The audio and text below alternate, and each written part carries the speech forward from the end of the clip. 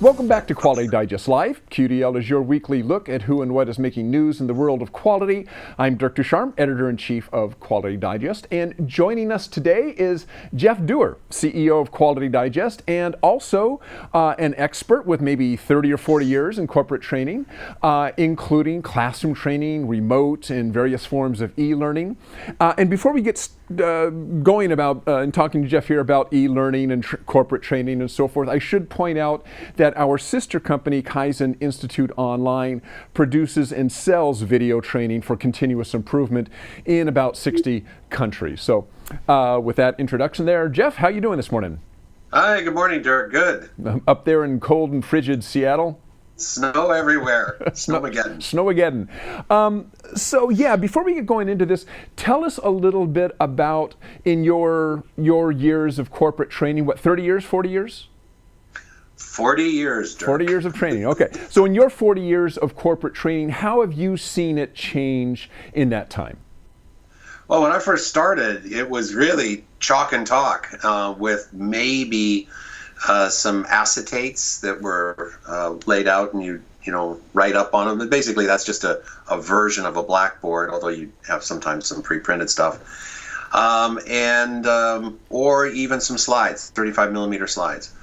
And from that, now we're looking at virtual reality, augmented reality, people putting on goggles. They're teaching employees how to do certain production line efforts or even procedures of some kind.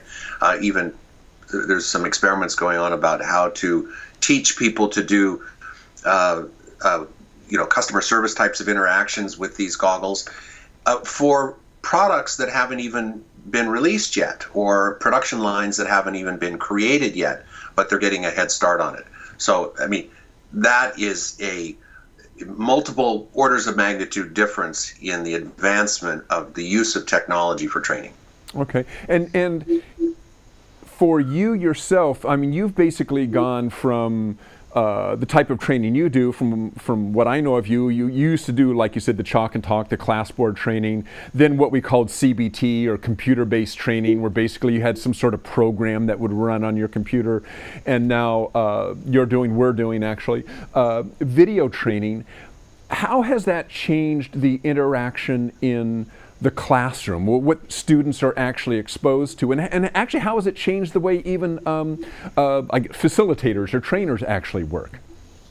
Yeah, so it's been a really hard adjustment for trainers, young trainers as well as old trainers, because people are drawn to the training profession because they're sort of actors and performers, and so they like to be up on stage. But what CBT started to do, and video training, which we focus on, has really exploded, is to create more interaction by the students and less lecture by the instructors in the actual class. And a super easy example of that is assigning video training as homework. So you let people get all the training that they can for the things that video does really well. Just the same information, gets it out to everybody. They can do it on their own time. They can do it as prep work prior to the class. And then they all come in prepared. Fortunately, we have the tools to see whether or not you actually watched it. Maybe you could have a 3 or 4 question quiz afterwards to make sure that people actually have to watch it and pay attention. And so that they really are prepared in the class. So this is an adjunct then. I mean, video lessons or even I guess CBT is an adjunct to what the trainer is doing. It's not a replacement for the trainer. It's like a reading assignment, for instance. But rather than having a reading assignment, you might have to do a video assignment, so to speak. Yeah, it's just got so much more. The ability to convey so much more information than just reading assignment. So it could be reading assignment and a video assignment. But then what it means is that in the classroom, you don't have to spend time going through all that lecture. You can get right into it. So for example, I remember I did a training class. I assigned a little bit of reading material and 2 micro videos for people to watch the night before. Come into class, the first words out of my mouth was, "Good morning, everybody. What were the 3 most important things in that video?" boom, you're right into it, and then you're into a group discussion, as opposed to spending the first hour giving people a lecture about the content of what was in that video. Oh, okay. So it allows the instructor to get maybe right to the point, because the students have already been exposed to some of this material. Yeah, and you can see it in the students' faces, because they're kind of surprised that, that within like 5 seconds you're throwing questions out at them, expecting an answer, and breaking them into small groups to discuss that. And, they're settling in with their coffee, waiting to just sort of go through the first opening 30, 60 minutes of blah, blah, blah, blah by the instructor. Okay. So how is the balance then of lecture versus student involvement training changing? How is that shifted? So you mean in the classroom? Yeah, in the classroom, yeah. Well, it used to be, somewhere in the neighborhood of, and these are really rough averages, but 80% lecture and 20% participation by the students. And in some cases, it's actually reversed. You're talking about 20% lecture and now 80% case studies, project planning, debate, student presentations, etc. So is there any data that shows that, I don't know, this is a better or a more effective way of teaching? I mean, it's different. Obviously, we're using technology, but is this combination of technology, video, whatever, and in classroom, teacher to student training, is that better than just the old-fashioned chalk and talk? Yeah, I mean, the American or the Association for Talent Development, the old ASTD, American Society for Training and Development, has done a number of surveys, and other companies have done surveys and presented them at the conferences. There's two primary metrics there. One is student evaluation. So, like, for example, one company, they ran the exact same course on customer service. It was a customer service training course for new customer service reps, and they ran a number of courses the old traditional sort of chalk and talk PowerPoint way, and then they ran it with this new blended learning way. The blended learning format was about the class time was about half of what it was in the traditional format. And so the first metric was the students' rating of the course, and it was much, much higher for the second one, the blended learning format. And then the other metric was they tested students in various studies 6 months, 9 months, 12 months later to see how much they remembered. And in some cases, they gave them the same tests that they were given them during the actual training. And the retention was much, much higher. 10, 20, 30, up to 50, 60% greater when there was much more participation and discussion rather than just straight lecture for the student experience. And does this translate to cost savings as well? I mean, given for the same amount of, I guess I should say, for the same amount of material and the same amount of retention, so by the time the trainer leaves, they know that the students have learned this material. Is this cheaper, less expensive, more expensive?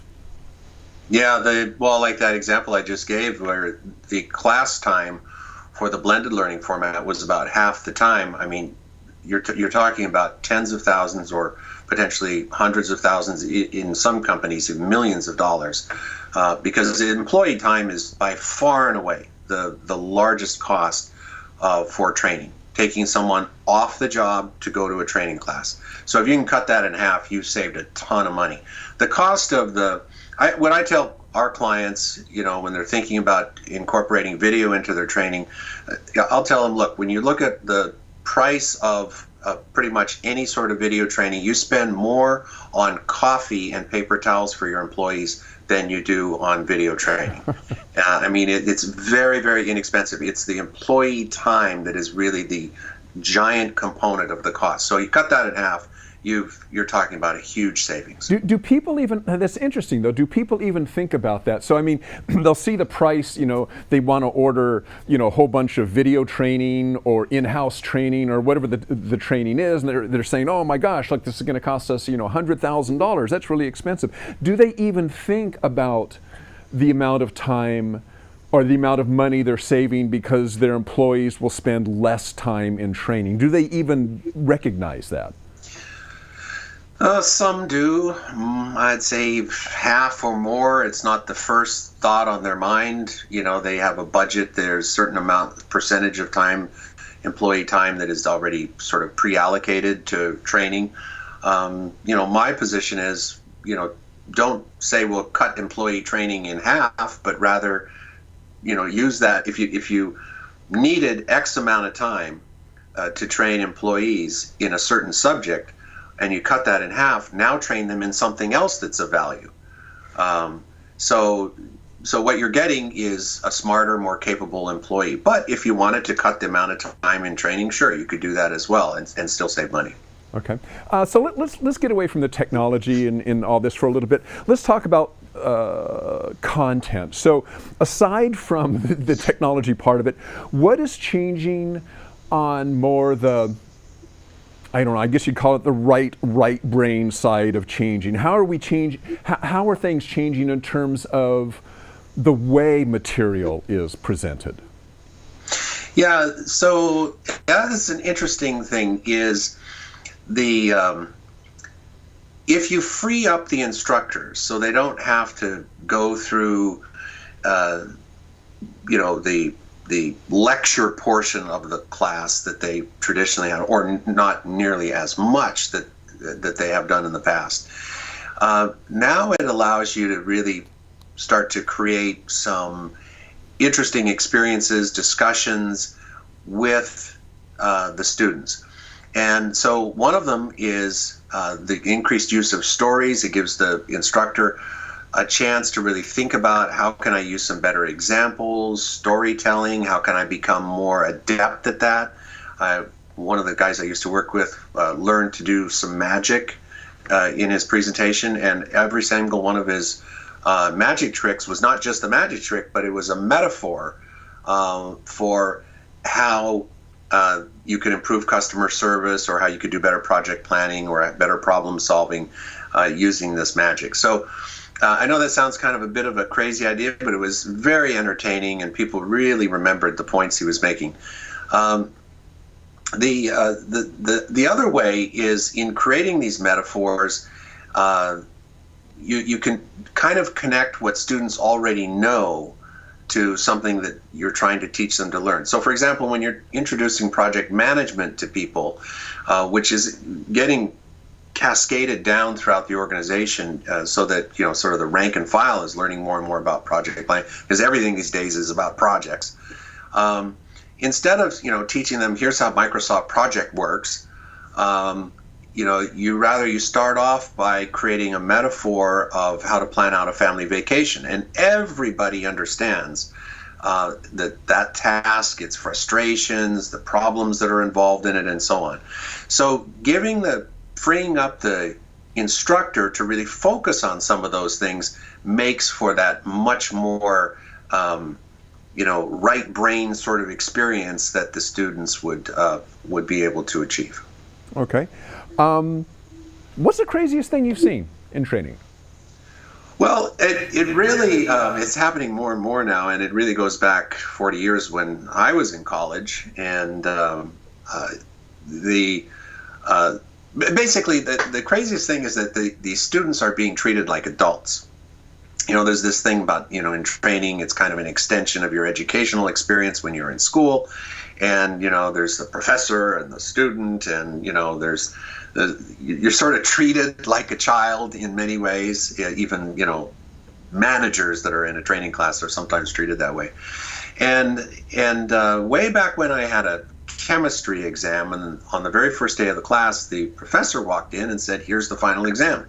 Here's the exact same thing I'm going to give you on the last day of class. And we thought we were in heaven. Well, as it turned out, it was the hardest exam I ever had to take. And Ken Blanchard, the author of The 1 Minute Manager, he also writes extensively about this idea of giving people the exam up front so that they know what to study, they know what to expect, you're treating them like adults, and and make it a very challenging exam. So this is what's happening in training. We're coming in, we're treating people like adults and saying, no tricks, here's exactly what you need to pass, especially when there's company training that involves certification and some kind of credentialing. This is where passing out the exam ahead of time and saying, look, here's what you're going to have to learn. You're going to be able to gauge yourself every step along the way of exactly what you're going to need to know. And then on the final last day, you're going to have to fill this out. And I'm going to teach you as your instructor how to answer the questions in that exam I just passed out.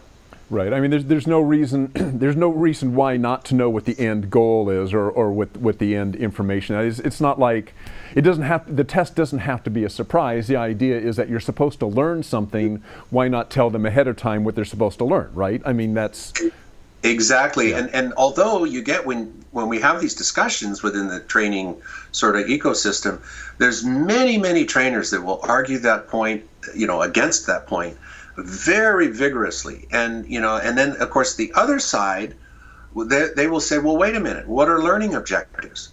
Why do we give people learning objectives? It's like, well, at the end of this course you will know blah blah blah. Isn't that the same as what you just did by passing out the final exam? Right, yeah.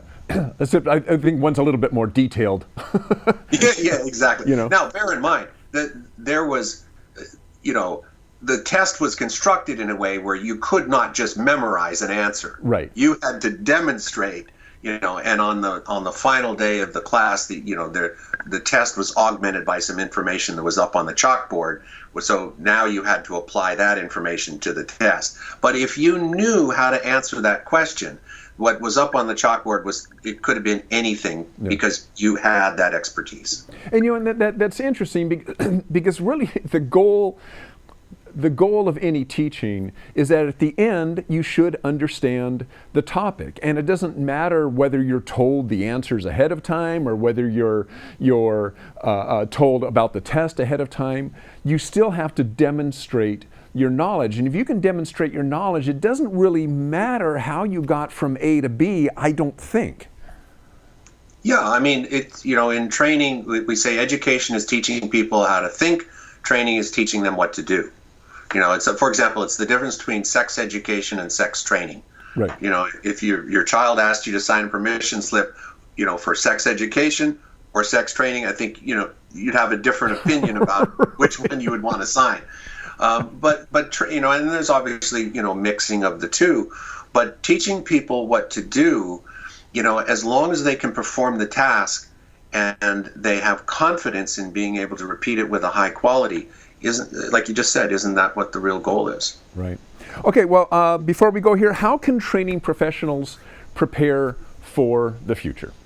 Well, this goes back to the comment you made a moment ago about, technology versus, right brain. It really, training has become a very technical field. And I see so many people, and maybe it's because of what I said earlier about the performance aspect and the acting, the sort of non-technical side of training. Those kind of people kind of are drawn to it, and they say, well, I'm not a techie person. Well, in 2019, you have to be technologically competent if you're going to be a successful trainer. The everything from the basic stuff of HTML and PowerPoint and all that jazz, yeah, fine, but you need to know how to do that. But in particular, you need to understand LMSs or learning management systems, database management, asset management, graphics software, video editing software, all kinds of things. Unless you're one of those fortunate companies that has a multimedia department and a robust IT department that will take care of all these things for you, you're going to have to do a lot of that yourself. And if you can't master the technology, you will not nearly have the same reach that you would otherwise. All right. Well, Jeff Dewar, CEO of Quality Digest, thanks for joining us. My pleasure, Dirk. Have a great day. Hey, thanks, you too. And that is it for today's Quality Digest Live. Thanks again to Jeff for joining us here. And as usual, if you have some ideas of who you would like to bring on the show, or a topic you would like us to discuss on the show, or a piece of equipment that you would like us to see on the show, send those ideas to us at qdl@qualitydigest.com, and we will do our best to get them on. So that is it for today. Thanks for joining us, and we will see you next week. So long.